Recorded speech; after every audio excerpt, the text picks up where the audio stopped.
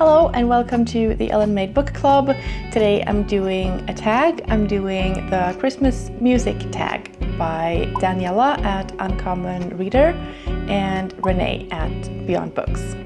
I was tagged by Reney at Beyond Books and then also by Emily at The Linguist's Library, and I will link both of their videos in the description. Thank you so much for tagging me, and let's get into the first prompt. Number 1. Joy to the World, a book that brings you so much joy you wish the whole world would read it. So if you've been watching my channel at all this year, you might already know the answer to this question. And it's not just because it's one of my favorite reads this year, it's also one of the few books that has brought me pure joy, and that is, of course, Piranesi by Susanna Clarke. As usual, I'm not going to say too much about it because you don't need to know anything about it, just read it. It's a fun time and it's a good puzzle and it has all of the things that you could ever want in a book, and yeah, this brought me a lot of joy. The other book I thought of was Stone Blind by Natalie Haynes, which I listened to on audiobook. I loved all of the perspectives in that book and the adventure of it all and the narration and the storytelling and the writing, and yeah, it was just another book that has a lot of things. It has a lot of humor and it also has a lot of emotion and good adventure times. So yeah, that's one that I love as well and that brought me a lot of joy. And that one is about Medusa who is turned to stone? No, she is made blind and her hair into snakes, and anyone who meets her gaze will be turned to stone. So it's her story and then all of the other myths surrounding her story. And yeah, that book brought me a lot of joy. Number 2, Let It Snow, a book that takes place in a snowy, cold environment. So for this one, I thought I would mention Stolen by Anne-Helene Lestadius. This definitely takes place in the snow and in a cold environment, both literally and figuratively. This follows Elsa, who lives north of the Arctic Circle in Sweden, and she and her family are part of the Sami people, which is Scandinavia's indigenous people, and their reindeer are being attacked, and that's a huge part of their lifestyle and livelihood and tradition. So there are crimes taking place in this story and lots of dynamics between the different people, both the Sami people and the Swedish people, and the police, and yeah, things like that. So this is the first part of a trilogy, and I haven't read the second part yet. That's out in Swedish at least. I'm not sure if the translated version is out yet, but this is available in English as well, and highly recommend if you want some insight into Scandinavia's indigenous people and yeah, what their experience might be like. Number 3, You're a Mean One, Mr. Grinch, a book with a mean character or one that you just didn't like. The book that came to mind for this prompt is Yellowface by R.F. Kuang. I did not like this main character at all. I was very annoyed throughout this whole book. We follow June, who is a struggling writer, and then she has a friend called Athena, or maybe frenemy, who is also a writer but much more successful. And then her friend dies and June steals her manuscript for her next book, but her friend has Asian heritage and June does not, and so that becomes an issue when June tries to pass Athena's work off as her own because she does not have the same heritage as Athena does. We get some insight into the publishing industry and into the mind of a person who has made her bed and has to lie in it, and yeah, I did not really empathize with this character at all, and I didn't connect with her at all, and yeah, not a book that I personally recommend or enjoyed, but yeah, that's a book with a character I didn't like. Number 4, Santa Claus is Coming to Town, a book releasing soon that you can't wait to read. So a new release that I'm looking forward to is The 3 Lives of Kate K by Kate Fagan. This comes out in January next year. It's marketed as a mix of The 7 Husbands of Evelyn Hugo and First Lie Wins, and so that sounds like a very good combination to me. I've only read 7 Husbands of Evelyn Hugo, but I really enjoyed that. And yeah, it just sounds like an interesting story and a fun time. It follows Kate, who is a famous author, but she's not really who she says she is.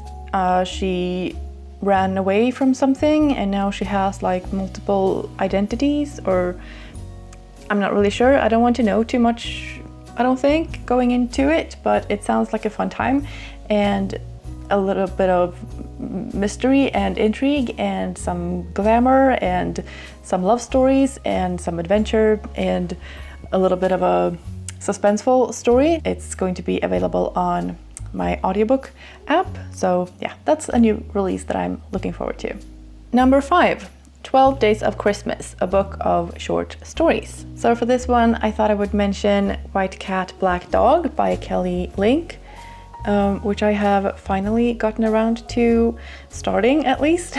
In the first short story, there's also a snowstorm, so kind of appropriate for the season. And yeah, this is a modern take on 7 fairy tales, but with a lot more creepiness and surrealism, I guess. It's described as being as intense, absorbing, and weird as the best dreams, and I can only agree with that so far. Yeah, it's a fun time, and so if you are looking for something magical and a little bit weird and horror-esque, but also a fun time, this could be a good one, or maybe something to give to someone for the holidays. Number 6, The Little Drummer Boy, a book that brings back childhood memories. So of course the books that I read when I was a child will bring back childhood memories, and I've shown these before in another video, but this is Petson and Findus by Sven Nordqvist. I have 2 other books by the same author, who's also doing the illustrations for these books. And yeah, these are just very fun stories. There are lots of little details to look for in the pictures, and it's all very,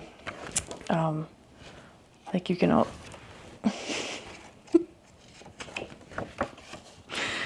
like they're very big and detailed, and yeah, they're just very fun to read when you're a kid. Number 7, Deck the Halls, a book that has a party scene or takes place during a holiday. This prompt was probably the most challenging for me. I don't tend to gravitate towards holiday-themed books, but I'll just mention a couple that kind of fit. So the first one is a recent read, and that is Bewitched by Lucy Wood. I've talked about this in my October wrap-up, but this is a contemporary fantasy novel with a lot of focus on self-love. It follows a witch who lives in London. She's about to turn 30 and she has to pass these trials to keep her magic. This was a very heartwarming read and a good adventure. It takes place during October, so it's the lead up to Halloween, and so the holiday is Halloween. And so, yeah, that's how that fits in there. The other book that I could think of that has a holiday theme is The No-Show by Beth O'Leary. This starts out on Valentine's Day. There are 3 women who are all waiting for their date. It happens to be the one and the same guy that they're waiting for. And so, yeah, he is a no-show and they're all trying to figure out why he didn't come. Yeah. Number 8, Frosty the Snowman, a book with a character who is cold or calculating. So for this one, I'm going to say the Prison Healer series by Lynette Noni. This is a young adult fantasy series, which I really enjoyed. I read the first book as a physical copy and I listened to the next 2 parts on audiobook. I had a really good time listening to it, and there are definitely some cold and calculating characters in this story and not necessarily who you think. So lots of twists and turns in this story and lots of not so nice people and then some that are really nice. So yeah, also a book that I would recommend. And then there's an optional bonus prompt Do you have a fun memory or interesting holiday tradition that you would like to share? It does not have to be about Christmas, it can be about any holiday you choose. I'm not a huge holiday person. I don't tend to make a huge deal about those kinds of days. I find them lovely at times, and other times they feel more like an obligation, and there are so many expectations and opportunities to be disappointed or someone else is disappointed, and but I used to really love Christmas growing up, and we still celebrate Christmas and all of that, and so I thought I would share something about how we usually celebrate Christmas in Sweden. So first of all, we celebrate Christmas on the 24th of December, and that's usually the case with all kinds of holidays that we celebrate, or like with Easter and Midsummer's Eve. Like there's the Eve, Christmas Eve, and then there's the Christmas Day, and we usually celebrate on the eve of holidays. And I guess it's just, practical. We can stay up all night and then we have the day off the next day. So on the 24th, every family does it slightly different, and not everybody has the same kinds of traditions, but some that we used to do that I think are pretty common. So we usually have rice porridge in the morning or for brunch or lunch sometimes, depending on how you set up your day. And so it's a hot porridge and kind of sweet, and we serve it with milk and then cinnamon on top. And yeah, that's a very traditional Christmas meal. And the old tradition is to put out some porridge for Santa, but it's not like the Coca-Cola version of Santa. It's more like a garden gnome, or like the house gnome that helps out around the yard. And so you give that creature a treat for Christmas so that he will continue to help with the animals and everything that you have on your farm. And then at 3 o'clock, there's always a sort of Disney Christmas special on TV. And so pretty much everyone in Sweden are watching that at 3 o'clock, or maybe the parents are preparing food or something and the kids are watching, but it's usually everyone gathers in front of the TV to watch Donald Duck and Mickey Mouse and lots of other Cinderella and classic Disney movies. It's just little snippets of all of them. It's kind of postcards from all of these different characters. And then after that, there's usually the same Swedish movies, and it's like a whole Christmas program. That way everyone is entertained until dinner, which is usually a huge buffet kind of thing with typical Christmas foods like ham and ribs and sausages and meatballs. Lots of meat, because that was traditionally what you sort of saved up your meat for. And then the dad usually of the household, traditionally families can look lots of different ways, but in our family, my dad, or sometimes someone else, would sort of sneak off and get the paper. And I don't know why that's the tradition, because nothing is open, and I don't know why you would suddenly want to buy a newspaper at 6 o'clock at night. But anyways, that's the traditional thing to say. And so Dad went out and put on a Santa outfit, which again is not typical bright red. It's more like grays and browns and old school kind of character. And then he would have a torch with real fire, and he would go out into the woods, and he would come back into the garden in the snow usually, because there would be lots of snow when I was a kid in the wintertime. So yeah, he could park his torch in the snow and then come inside and unpack his big bag of Christmas gifts for everyone.